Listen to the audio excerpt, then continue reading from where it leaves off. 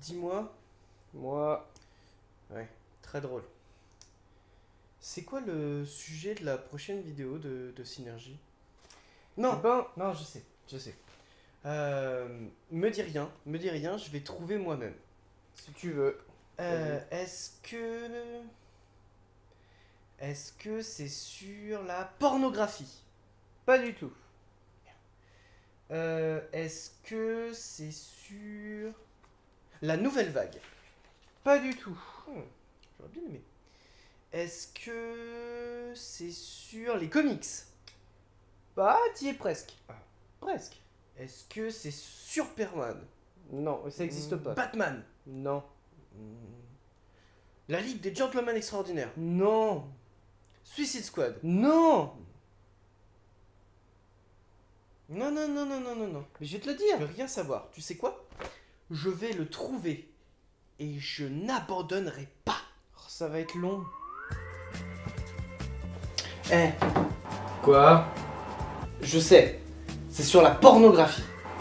Non. Putain! Ok. Est-ce que ça a un rapport avec la politique? Non. Putain! Est-ce que c'est sur Stevie Wonder?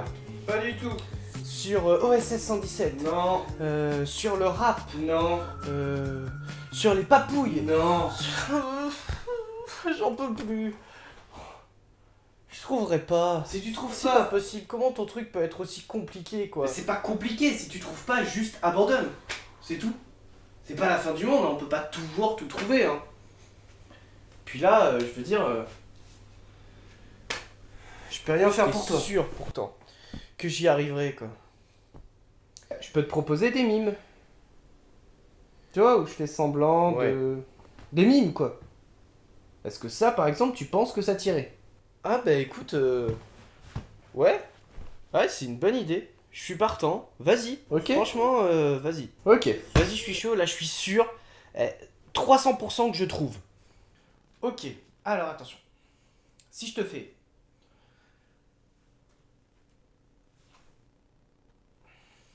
Ouais, ça me dit quelque chose. Ça te dit un truc. Et ça. Téléportation.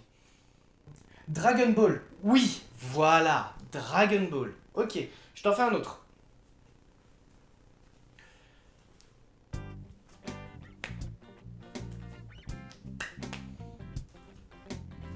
Naruto. Naruto, voilà, c'est ça. Ok, je t'en fais un dernier pour le fun. Bankai. C'est Bleach, ça. Et donc, est-ce que tu commences à comprendre la thématique? C'est quoi le point commun entre ces trois œuvres? Bah, c'est des dessins animés? Oui. Et c'est des... Des animes japonais? Voilà.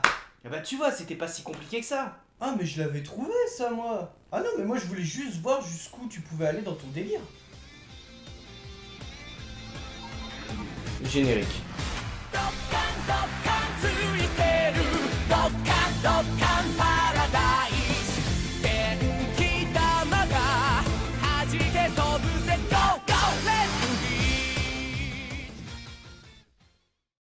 Dans les années 20, le terme manga-eiga apparaît au Japon pour désigner une œuvre d'animation scénarisée. Ça veut dire manga animé. Dans les années 60, l'apparition de séries d'animation à bas coût pour la télévision oblige l'utilisation d'un nouveau terme, télébi-manga. Ça veut dire manga télévisuel. Tu vas me couper la parole tout le temps ou je peux continuer là? Ah bah, pardon, excuse-moi, moi je voulais simplement aider. Je me dis que dans ton audience, il y a peut-être des gens qui ne sont pas bilingues. Mais très bien, continue. Continue ta vidéo là. Ok, merci.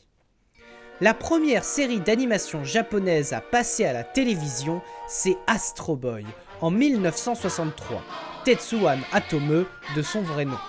Composée de 193 épisodes, cette série en noir et blanc nous conte l'histoire de Astro, ou Atom, comme vous voulez, un robot créé par deux scientifiques ayant la particularité d'avoir un cœur et qui va vouer son existence tout entière à protéger l'humanité. Cette série va participer à la prolifération de la technique de l'animation limitée, utilisée par certains studios d'animation américains. Cette technique consiste à dessiner des décors proches du non-réalisme, réduits à quelques petits détails afin de gagner du temps et surtout de l'argent lors de la production. On peut l'opposer au style graphique des Silly Symphonies de Disney, dont vous pouvez retrouver quelques exemples dans le premier épisode de Synergie. Avec l'apparition des premières séries d'animation, de nouveaux termes voient le jour, plus adaptés. Animation, dérivé de l'anglais, vient remplacer les termes manga-ega et télébi-manga. Son diminutif reflète mieux la production d'œuvres d'animation à cette époque. L'un des studios qui va le plus faire parler de lui, c'est Toei Animation. Si vous ne connaissez pas ce studio, voici un petit florilège des animes qu'il a produits. Le bel Atlantis est ton vaisseau. Le pavillon noir est son drapeau. Pays de Candy, comme dans tous les pays, on s'amuse, on pleure, on rit, il y a des méchants et des gentils. Capitaine Flamme, tu n'es pas de notre voie lactée, mais tu as traversé. Capitaine Flamme. ごめんね素直じゃなくて夢の中なら言える思考回路はショート寸前今すぐ会いたいよ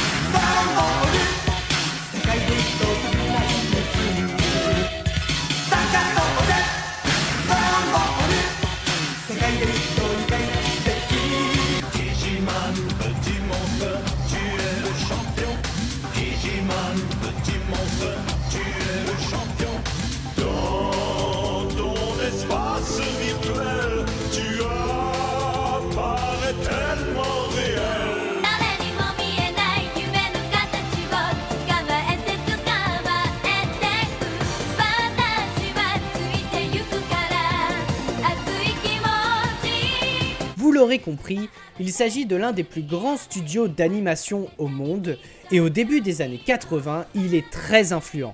Tellement influent que les autres studios se calquent sur son mode de production en deux axes. D'un côté, on a des longues séries d'animation télévisuelle à bas prix, et d'un autre, des films d'animation calqués sur le modèle de Disney, c'est-à-dire essayer d'adapter en film d'animation des contes japonais. Mais ces films d'animation japonais, ils connaissent pas encore beaucoup de succès à l'étranger. Par exemple, Toei Animation décide de cesser toute exportation dès 1963. Pour la petite anecdote, deux animateurs vont se plaindre des conditions de travail et des salaires au sein du studio. Ces deux grévistes, vous les connaissez, il s'agit de Hayao Miyazaki et Isao Takahata.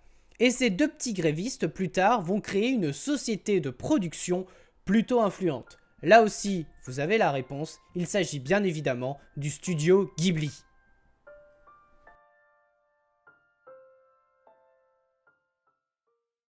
La première chaîne à diffuser une série d'animation japonaise, c'est l'ORTF. Enfin, la première chaîne de l'ORTF, qui deviendra plus tard TF1. Oui, faut savoir qu'à l'époque, il n'y a que deux chaînes de télévision, et les deux chaînes appartiennent à l'État. L'anime en question, c'est la deuxième série, Le Roi Léo, diffusée fin 1972. Et il faudra attendre 1990 pour que l'on découvre en France la première série, qui elle, datait de 1965. Le Roi Léo est réalisé par la Muchi Productions, le studio qui avait donné vie à Astro Boy. Comme quoi le hasard parfois fait très bien les choses. En France, les studios commencent à comprendre que le Japon est pas mal niveau animation et que s'ils veulent évoluer autant financièrement que techniquement, il faut penser à la collaboration. Et cette collaboration va permettre de voir naître de nombreuses œuvres, dont quelques-unes que je vous ai sélectionnées. Les Trois Mousquetaires, qui est un animé hispano-japonais, produit et créé par la Nippon Animation et la BRB International. Vic le Viking, créé en 1975 et diffusé en France sur TF1 en 1979, cette série d'animation est créée par Runner Johnson, qui est suédois, produit par Nippon Animation, japonais, et les droits appartiennent à EM Entertainment, qui est une société allemande. D'ailleurs, le studio a été racheté en 2008 par le studio 100, qui est un studio de jeunesse belge. Du coup, on peut dire que Vic le Viking est un anime japonais, suédois, belge et allemand. Et le meilleur, je l'ai gardé pour la fin. Inspecteur Gadget, diffusé en 1983. Cet anime est américain, français, japonais et canadien. Et je suis sûr qu'aucun d'entre vous ne le savait. Ça va être la joie. Au nom de la loi, moi je vous arrête là. Mais le premier vrai grand succès de l'animation japonaise en France, on pourrait le dater de juillet 1978, avec la diffusion de Goldorak sur Antenne 2, l'ancêtre de France 2, qui va pulvériser tous les records d'audience. D'autres séries par la suite vont voguer sur son succès. Oh bah non, c'est déjà terminé. Oh, mais que dois-je faire, monsieur Synergie, si j'ai envie de voir la suite? Eh bien c'est assez simple, voix chelou que je viens d'inventer. Je t'invite à te reporter dans la description de cette vidéo où un lien est déjà disponible et s'activera lorsque le nouveau numéro de Synergie sera en ligne. Ou tout simplement abonne-toi, hein. Pourquoi faire compliqué quand on peut faire simple? Oh, mais c'est trop bien. Mais je suis content que tu t'enjailles autant. En attendant, sois curieux et on se revoit très vite pour un nouvel épisode de Synergie. Salut. Au revoir, monsieur Synergie. Il faut vraiment que j'arrête de faire ces trucs-là, moi.